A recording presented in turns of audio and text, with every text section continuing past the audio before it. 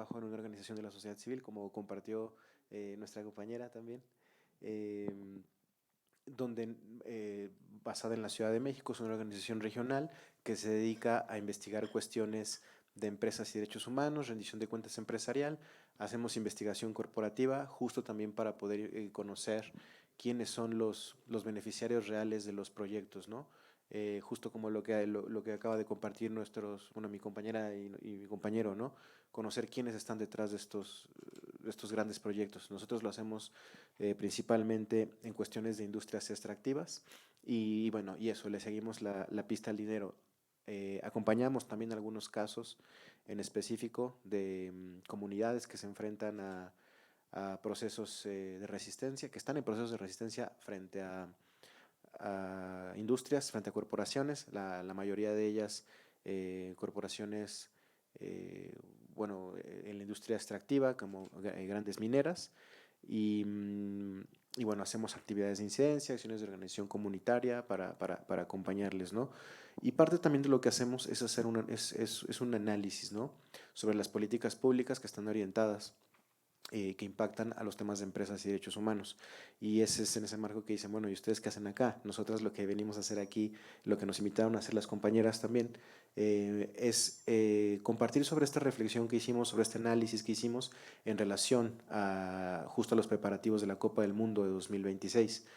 Eh, bueno, antes de entrar de lleno a eso, compartir que también en la organización nosotros hemos evaluado algunos de los impactos que generan estos megaproyectos, como el Tren Maya. Hicimos una investigación en ese sentido, el ya cancelado, anteriormente llamado Nuevo Aeropuerto de la Ciudad de México, y también analizamos, por ejemplo, todos esos vacíos que existen en los contratos, ¿no? En los contratos que establece el Estado con el sector privado, cuáles son esas cositas que no estamos viendo cuando se otorgan estas concesiones, como las que hablaban las compañeras, por ejemplo, en el tema del agua. Pero bueno, ahora sí, pasando directamente a cómo se vincula este seminario en el que estamos con el Mundial. Nosotros en lo que estuvimos trabajando en los últimos meses fue en analizar estos requisitos que pidió en principio la FIFA a varias ciudades, a todas las ciudades que van a ser candidatas, bueno, que eran candidatas para albergar partidos de fútbol. En Estados Unidos, en México y Canadá se les pidieron una serie de requisitos que cumplir para poder otorgarles ser anfitrionas de los partidos, ¿no?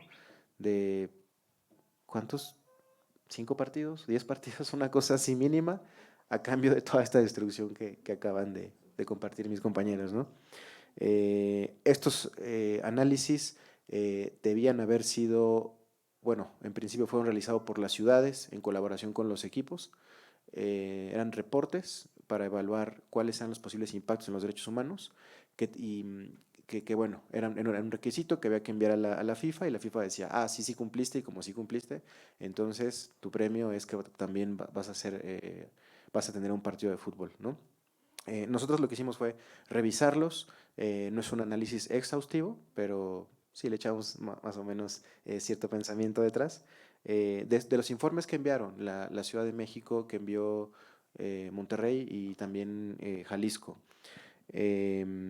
Bueno, como preámbulo, les queremos compartir algunos de las conclusiones que encontramos, ¿no? Cada ciudad entregó un reporte donde supuestamente se identificaban estos riesgos y se ofrecían propuestas para mitigar las violaciones en derechos humanos. Em, y bueno, gran parte de nuestra conclusión es que, bueno, al final terminó siendo un ejercicio de simulación, un ejercicio también de relaciones públicas, ¿no?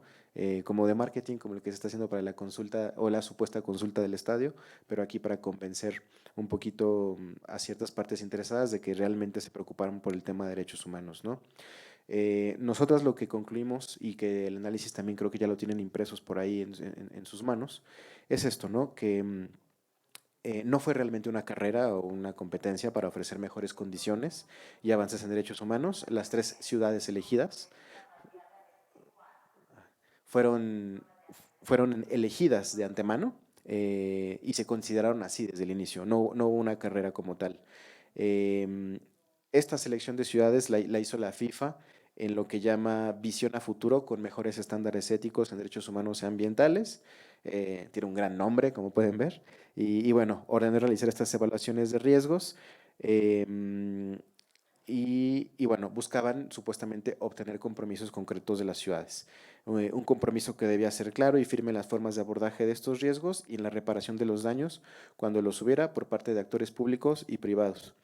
Nosotros lo que analizamos es, bueno, esto, ¿no? La FIFA tiene ya una parte de historial de violaciones a derechos humanos o las actividades o las consecuencias de las actividades organizadas por la FIFA, como ocurrió con la construcción, en el marco de la construcción de un estadio en Rusia, donde murieron varias personas, y bueno, también con con los problemas con migrantes, con discriminación de población, de distintos sectores de la población en Qatar, en el mundial que está por comenzar, ¿no? Obviamente, luego esto no es ciencia muy complicada, pero sí, lo que nosotros confirmamos con esto es que por encima de cualquier otro interés está el billete, ¿no? Está el interés económico que quiere hacer la FIFA con este evento. Em, Nosotras consideramos no es, que no se puede dejar en las manos de agentes privados los derechos humanos, ¿no? Como lo han intentado acá. Los reportes de la Femex Food no contemplan esto. Y bueno, de dónde viene esto, no? A raíz de varios escándalos de corrupción de la FIFA desde 2015, se solicitó a una serie de personas expertas en temas de derechos humanos que realizara una serie de reportes, de recomendaciones basadas en un marco no vinculante que se llaman principios rectores sobre empresas y derechos humanos, que son como una serie de medidas, sugerencias que se hacen desde la ONU para empezar a involucrar al sector privado en responsabilidades en materia de derechos humanos, ¿no? De ahí viene que se encargan este tipo de reportes, también de los antecedentes de corrupción, también de los antecedentes de estos desastres, y bueno, es de ahí donde surge esto, ¿no? Em, Luego de leer estos reportes, eso, ¿no? Nos queda la impresión de que Monterrey, la Ciudad de México y Guadalajara, es decir, el Estado, son quienes tienen que cumplir con requisitos establecidos por un actor privado, por la FIFA, ¿no? O sea, ¿cuándo se ha visto eso? Em, y eso lo vemos, por ejemplo, con el caso de los estadios BBVA, Azteca y Akron, justamente cuando, conforme al derecho internacional de los derechos humanos, son las entidades privadas las que deben cumplir con las regulaciones del Estado y no al revés. ¿Por qué también decimos que no hay un enfoque basado en derechos humanos en lo que presentaron las ciudades y en lo que se está haciendo? Y es básicamente esto, ¿no? Porque normalmente cuando estás trabajando estos temas tienen que cumplir con características básicas: la universalidad, la indivisibilidad, la igualdad, la no discriminación, la participación y la rendición de cuentas. Nada de eso hay. Em, Nosotras también señalamos que no hay claridad. Este proceso, uno de los requisitos que debería haber tenido y en el que nosotras nos involucramos también como organización activamente, fue en que tenía que haber un proceso de consulta con varias organizaciones, con comunidades impactadas. No hubo ningún proceso de consulta con nosotras. Nosotras proactivamente escribimos a la Secretaría de Relaciones Exteriores, escribimos al gobierno de la Ciudad de México, escribimos a los equipos de fútbol y no nos recibieron.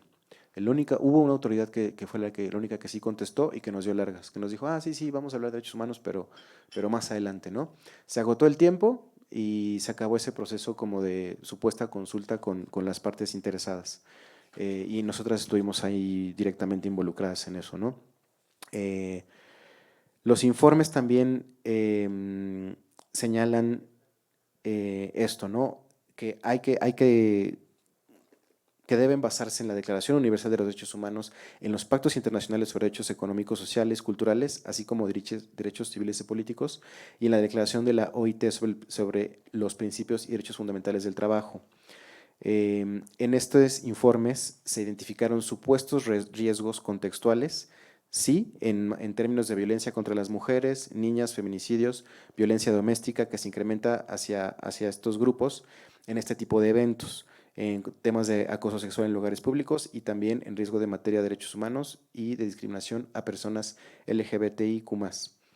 Sin embargo, también lo que mencionan estos reportes es que hacen algunas referencias a marcos legales nacionales y subnacionales y posibles líneas de llegada con actores no estatales, pero realmente nosotras en la práctica hemos visto que esto no es suficiente, ¿no?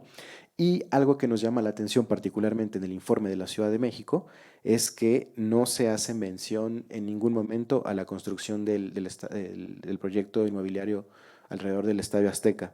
Lo omiten por completo, bueno, como cuando pues, es obvio que va a haber un impacto muy importante ahí. Cuando hablamos también de temas de derechos, bueno, de algunos de los derechos que van a ser impactados en este sector, nosotros encontramos el tema de los derechos laborales. Se hacen algunas menciones en cuanto a la vinculación con la Organización Internacional del Trabajo para tratar de respetar los derechos. Em, Sin embargo, se indica que en gran parte las cuestiones que involucren los derechos laborales van a ser implementadas por los estadios, los cuales son entidades privadas. Por ejemplo, en el caso de los reportes de las ciudades de Monterrey y Guadalajara, se señala que son los estadios, BBVA y Akron respectivamente, quienes se deben vincular con las organizaciones laborales en relación al funcionamiento, con el funcionamiento de los eventos deportivos y que durante los 2021 se discutieron planes específicos que podrían impactar la cadena de suministro, el trabajo dentro de los estadios y a su alrededor. El reporte de la ciudad de Monterrey señala que las relaciones con los sindicatos estarán a cargo de FEMSA, como empresa que opera el estadio BBVA. No se establecen mecanismos de debida diligencia en materia de derechos humanos reales. No se desprende cómo la FIFA y la Femex Food van a verificar que efectivamente los estadios y sus proveedoras cumplan debidamente con el marco laboral nacional y los estándares internacionales a los que hace referencia a través de sus programas de gestión de riesgos. Parece esto, ¿no? Que la FIFA y la Femex Food se eximen de responsabilidad por lo que hace el cumplimiento de estándares laborales y responsabilidad de respetar derechos humanos. Simplemente, bueno, y para concluir, es esto, ¿no? Es necesario que entes privados como la FIFA establezcan sus estándares de cumplimiento para el respeto y protección de derechos humanos. Los principios rectores son muy claros en ese sentido.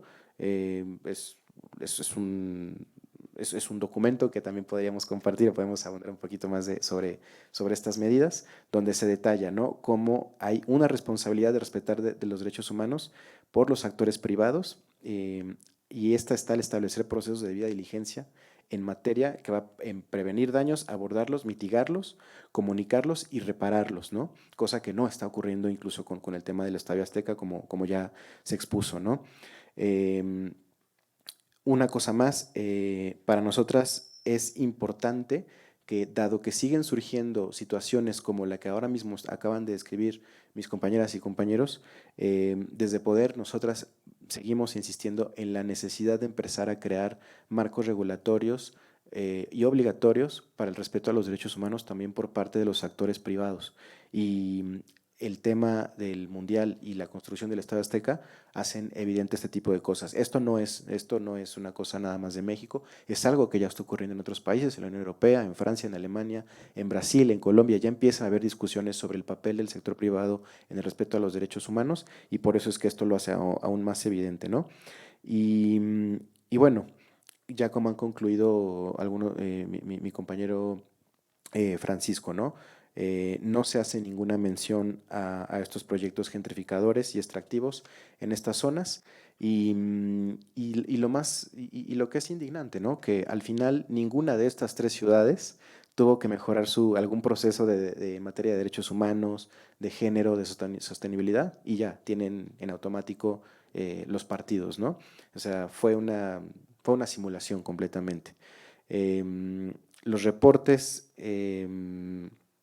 bueno, básicamente para no hacerlo más largo, sí, nosotras concluimos que esto fue un mero ejercicio de RP, de marketing, y que a la FIFA, que tanto le importa el legado que va a dejar, es parte de los lemas que tiene para el Mundial en México.